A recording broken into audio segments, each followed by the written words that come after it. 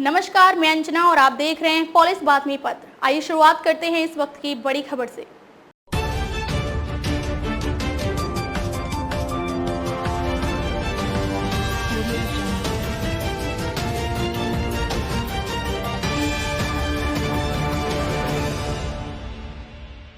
खतरनाक गेम खेल रहा हिजबुल्लाह, बहुत कुछ खोना पड़ेगा।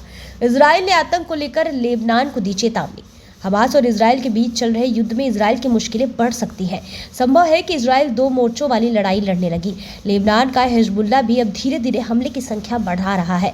इजराइल का कहना है कि हिजबुल्लाह बेहद खतरनाक खेल खेल रहा है। गाजा में मौजूद हमास के आतंकियों से इजराइल लड़ रहा है। इजराइल हमास पर गोले बरसा रहा है, लेकिन इस बीच ऐसा लगता है जैसे इजराइल दो मोर्चों पर युद्ध लड़ने लगा है। लेबनान स्थित ईरान समर्थित आतंकी समूह हिजबुल्लाह भी गोलीबारी कर रहा है। इजरायली सेना ने रविवार को कहा कि हिजबुल्लाह लेबनान को युद्ध में घसीट सकता है। इजरायली रक्षा बल के प्रवक्ता जोनाथन कॉनरिकस ने चेतावनी दी है कि हिजबुल्लाह लेबनान की एक ऐसे युद्ध में घसीट रहा है जिससे उसे हासिल कुछ नहीं होगा, लेकिन खोना बहुत कुछ पड़ेगा। पिछले 2 हफ्तों से इजराइल और हमास के बीच युद्ध चल रहा है। इन 2 हफ्तों में हिजबुल्लाह और इजरायली सेना के बीच बार बार झड़पें देखी गई। आशंका है कि एक नया मोर्चा खुल सकता है। रोज का अपडेट देते हुए इजरायली सेना के प्रवक्ता ने कहा कि हिजबुल्लाह बहुत खतरनाक खेल में शामिल है। उन्होंने कहा कि वे स्थिति को बढ़ा रहे हैं। इजरायली डिफेंस फोर्स ने कहा कि वे हर रोज नए नए हमले देख रहे हैं।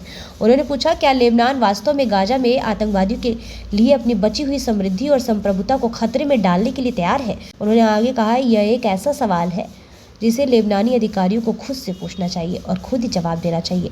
इजराइल की ओर से यह बात तब कही गई जब हिजबुल्लाह के एक शीर्ष अधिकारी ने चेतावनी दी थी कि जब इजराइल गाजा में घुसेगा तो उसे बड़ी कीमत चुकानी पड़ेगी। हिजबुल्लाह के उपनेता शेख नईम कासिम का यह बयान उस समय आया जब इजराइल ने दक्षिण लेबनान में बमबारी और ड्रोन के जरिए हमले किए। हिजबुल्लाह ने इजराइल की तरफ रॉकेट और मिसाइल दागे थे। शनिवार को हिजबुल्लाह के 6 आतंकी मारे गए थे। यह 7 अक्टूबर के बाद मारे गए आतंकियों की सबसे बड़ी संख्या है। 7 अक्टूबर को हमास ने इजराइल पर अचानक हमला बोल दिया था। इस दौरान आतंकियों ने 1400 से ज्यादा लोगों को मार डाला था। इसके जवाब में इजराइल ने गाजा पर बम बरसाए, जिसके बाद 3000 से ज्यादा लोगों की मौत हुई। अब तक के लिए बस इतना ही। फिर मिलते हैं ऐसी ही कुछ मुख्य खबरों के साथ। तब तक के लिए नमस्कार और देखते रहिए पुलिस बातमी पत्र।